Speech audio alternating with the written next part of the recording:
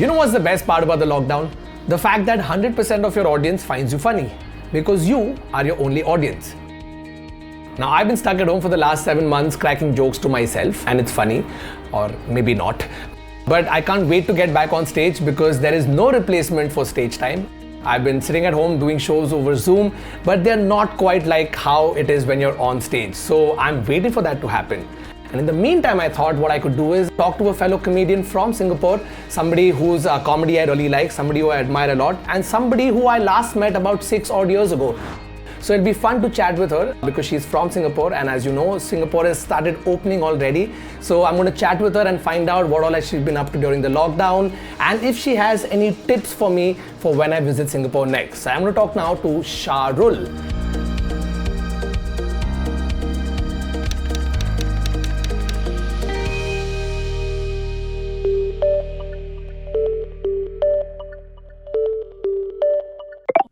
Hi Varun, how are you?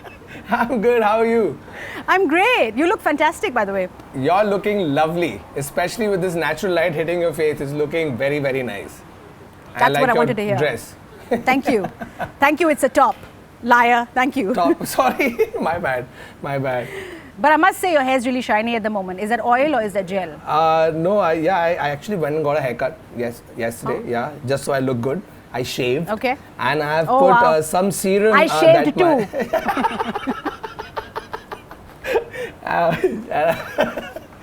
Shahrul. Yes, we're in the same boat. Yeah. But how's it been? How's the lockdown been for you so far? Well, it's been fine. A lot of work has been coming in, but of course now the numbers are really low and we are opening up. In fact, I feel really lucky because I'm actually shooting or speaking to you right now, right in front of the comedy club that I started my career. I see that. I am trying to hide my jealousy behind this smile because you're actually outside a comedy club. I've been performing in my living room this whole time. But tell me, so Canvas, right? This one is? This is Canvas. It was called Home Club. This is just alongside the Singapore River, and so I've got a great site of Boat Quay on one side and Clarke Quay on the other, which are like clubbing districts, right? Correct. I remember. Yes, you remember. Yes, I mean, if you come to Singapore and you don't go to Clarke Quay, have you actually been to Singapore? Is what my friends would tell me. So I'm like, okay, you know what? I'm going to go, and I happened to come on a weekend. The last time I was in Singapore in 2018, and it was amazing. It was amazing. All the places were bustling. There was this insane energy on the streets. People are there having a good time. Back when we could go out, those fun times when we could go out on the streets, party with our friends. So I remember going across your amazing malls that are 5 stories high, except they are the other way around and they're underground. I've hit every corner of the city I wanted to go to without having to step out even once. This is at the Orchard Road, right? Orchard Road, exactly. Yes, I was mainly there to shop for my girlfriend. That was the real reason. There was a massive shopping list, and because every brand is available in Singapore, I was going through the length and breadth of all the malls there, and then getting distracted by the food. Next time, to make my life easier, right? What are some of the best places I could go to, say, to shop? You should come here during Christmas because the Christmas light up is beautiful and it just lasts for a month, right? Wow. And you can walk down and there are a lot of photo opportunities, and I'm sure that even when everything is, this time is over, and of course people are still out on the streets even at the moment with their masks on, still people are, taking an opportunity to take a picture, and so the light up will happen very soon, and every year we have a great Christmas light up. So Varun, tell me, did you buy something for yourself? Did you find anything for yourself, and what kind of thing did you want to buy if you were here? I didn't. I mean, because of the lack of time, I sort of tried to get myself things from there itself. But I actually really wanted to go check out, places that say have a lot of vintage stuff that you could buy, like cool art prints. Because I want to do up our house. So that would definitely be on the top of my list, because both my girlfriend Nikita and I, we both love hipster art, fun stuff like nice collectibles, vintage stuff, because I think that goes really well with our vibe and for the vibe of the house. So the next time you come here, I'm going to bring you to Arab Street, because Arab Street has a lot of vintage stuff, and also you can check out the artwork or the murals on the walls of Arab Street. and you can take a lot of pictures. Like a lot of tourists and a lot of locals as well hang around there, not only in the mornings, in the evenings as well, because in the evenings they have got music performances outdoors, like little cafes, like going home. And so you can not only buy products but also enjoy yourself. Or you can go to Bugis Street where you get a lot of stuff from China and India. You know, I wish I'd have known this when I came the last time, because that is completely the kind of vibe I would love checking out. But tell me one thing, you know, one thing I actually absolutely loved about Singapore is that it's so multicultural, right? Yeah. Like you have people from all over happily coexisting, and that makes it a great audience for you to perform for as well, right? Yeah. Although I do know that whenever I've done a show there, which was once in 2018, I had 70% say Indian crowd, or maybe even 80%, and then either their friends or boyfriend, husband, wife, whatever, who were not Indian. So it was. So tell me, when you perform there, how do you sort of cater to people coming from so many different cultures, like in your set specifically? We're lucky to have such an international audience. The advantage is that if, you know, in a room we could have an Australian, an American, a Singaporean, and of course everybody has a different sense of humor. So the good thing is that you have to do an international set, right? But on the other side, on the downside, we also have to make sure that we don't lose our authenticity, only because we have to push ourselves to do an international set so we can make everybody happy. So, you know, keeping that in mind, so when I come to Singapore next to perform, when everything is open and we're all allowed to travel, what are certain things that you think I could use, Singaporean things, very typical to Singapore, that I could sort of use in my set to connect better with the audience there? Like, I've noticed one thing, do Singaporeans say a lot of la when they're saying, like, what is la and how does it get used? So of course we've got Singapore English and we've got Singlish, which is what we like. You guys have Hinglish, we have Singlish, right?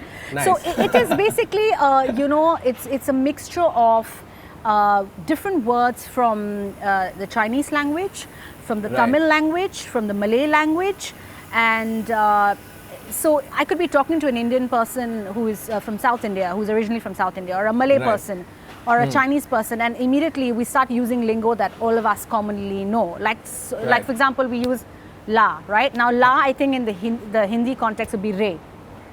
Nahi re, right? Okay. So can la, you know? So there was la, then there is can. This can is like can is like, we use can for everything, right? Like if it's yes, it's yes, right? Can, and then if you really mean like super yes, it's like can. And then if you're like angry, we're like can. Wow, it's almost like the Indian head nod, right? When people, non-Indians come to India, they get really confused with the way we use our head, because this can also mean yes. And this can also mean yes. And this also, like you guys make a U as well. Here is a question that's not only for me, but also for Vicky. So I'll let Vicky ask you that question. Okay.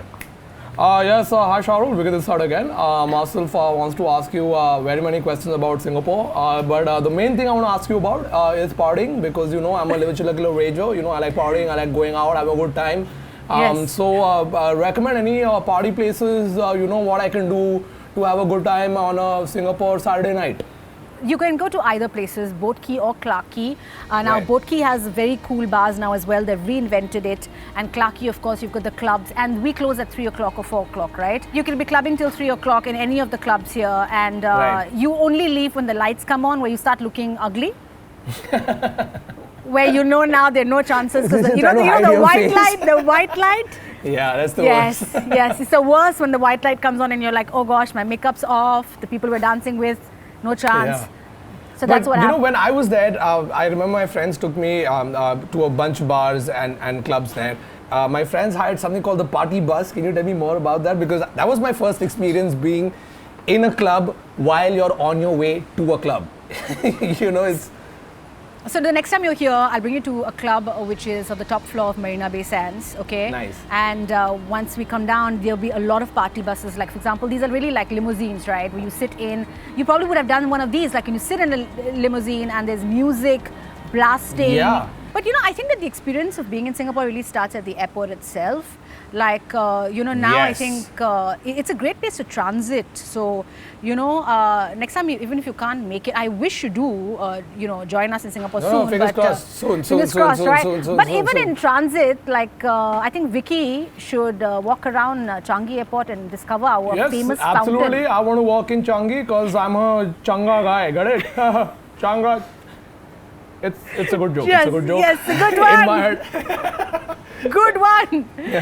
No, because but now we have like, this, yeah. The Changi Airport is so famous all across the world. Like everybody, when you ask travelers, especially people who go all over, what's been one of your best airport experiences, and Changi is right up top because that was for me too. But this was before they opened the newer Yes, wing. the Jewel, if I- Jewel, yes. Yeah, the Jewel. Yes, Yeah. So can you yes. tell me more about that? Because I haven't been there. What's it So- like now? So Jewel is basically this fountain, this vortex, which is, there's a lot of water flowing from the top. There's a garden Wow. at the top, and you can actually Wow. walk across the garden in the 5th floor. And you can have a drink right outside first because there's bars, and then once you're happy, you can walk across the garden as well, which is at the top floor, and then you can go down and you can shop more.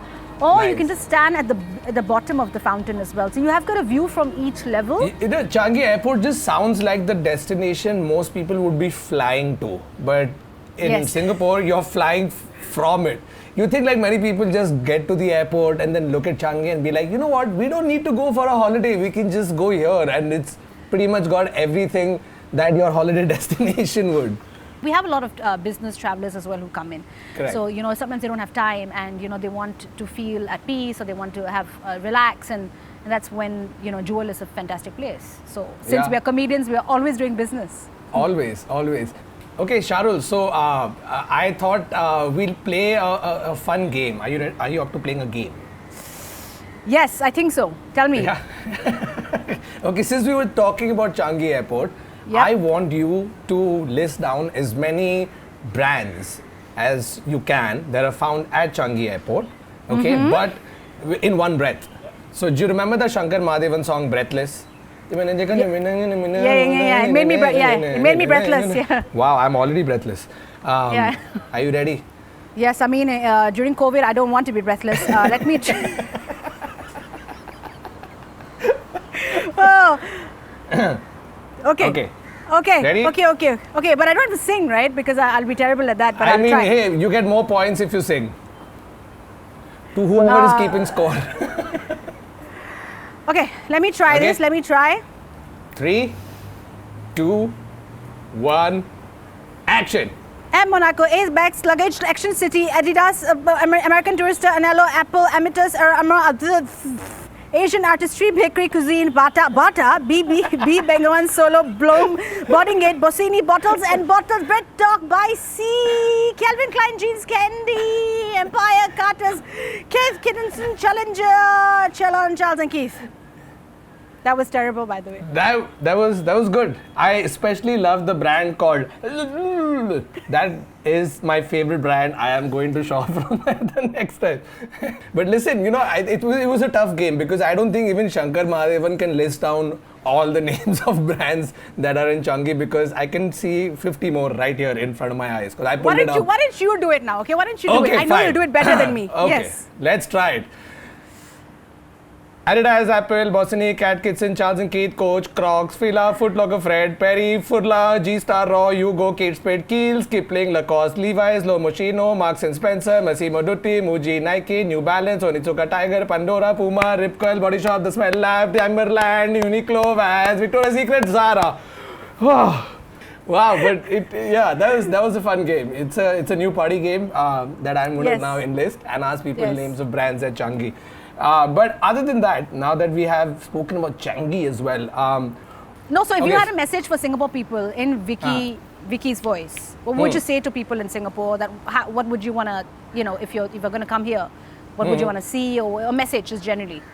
Yes, hi Singapore, because this side, Master just wants to say that yours a very beautiful country. I very much love yourself because I've seen yourself in pictures, and that's one place I definitely want to come to. You have amazing food, amazing nightlife, Sentosa Island, and all of those amazing things that and mainly like for Changi Airport. You know, like I said, Changi, I'm Changa, so I'm very excited to come to Singapore, and please welcome me with open arms. Come, like my arms are open. I mean, but come with your girlfriend so I can open my arms for both of you. So, but Yes. tell me one thing. Have you been, like, we've spoken a lot about Singapore. I want to talk to you about how you've sort of worked on your stand-up during this lockdown, because as comedians, we're so used to going up on stage, you know, having that weekly in and out on stage, you know, so you're writing, honing your material at the same time. But these 7-8 months, how and what sort of material have you been writing? Has the lockdown led to any inspirations for you? Yes, I came up with a lot of material like banana bread and Dalgona coffee, you know. I tried everything. No, but I have been writing, but what's been happening is because we want to make sure that our social media is activated, everything we did technically just went on our Instagram, right? And then we just, because, you know, we're comedians and we want instant validation, and that's how it works. And you put up something and you're like, all right, these many likes, and you're like, okay, then now I can sleep. I've done my work for today. Work for today. Yes, but no, I mean, a lot of things are happening in the world, and of course, keeping that that being sensitive about that, we're still creating as much material as we can to make people laugh, keep it lighthearted, and you know, make the most out of the situation. Correct. And how about yourself? I know you're working a lot of projects. So the initial 6 months, not so many, because we weren't really allowed to go out, and things weren't as good as they are now. I mean, I wouldn't say they're good entirely, but it's become slightly better than what it was, say, in April and May. So the little bit that we could do from our side is to keep putting out fun content, you know, that your fans, followers, etc. would watch and enjoy, because all we had to do is sit at home. Right? And if your content helps people sit at home and not get bored, hey, that's the little thing that you can do from your side. So we doubled up our podcast that we do, started putting more wiki videos out or anything, and not just me, there's a whole bunch of creators doing that, and we sort of adapted to this, doing it from home, because I'm so used to just performing in front of a computer screen. That once I actually go out on stage, it's going to be weird. Like, I'm like, where do I look? Usually I look straight at the screen and I'm on a chair, but I know, man. I think we're going to cry before we start making people laugh, because we're going to reach the stage and be like, give me a minute, I need to cry first. This is emotional. Okay, Shahrul, thank you so much. You know, I'm really glad we had this conversation, because now I have my itinerary set for when I'm allowed to travel and come to Singapore. So we're definitely doing that show together, going to Arab Street, going on a party bus, going to the Botanical Gardens, and never leaving Changi ever. Thank you. It was so nice talking to you, Varun, and we can't wait for you to be here. So please come here with your girlfriend, and we're going to make sure that she gets to shop a lot more. Awesome. Can. Okay, Can. Okay, la, can. Okay, chal. Can. Okay, chal. I'll just confuse you with the head nod a little bit. Okay, can. It's a you. Okay, Ken. Bye, Shahrul. All right, thank you so much. bye. See ya. See you.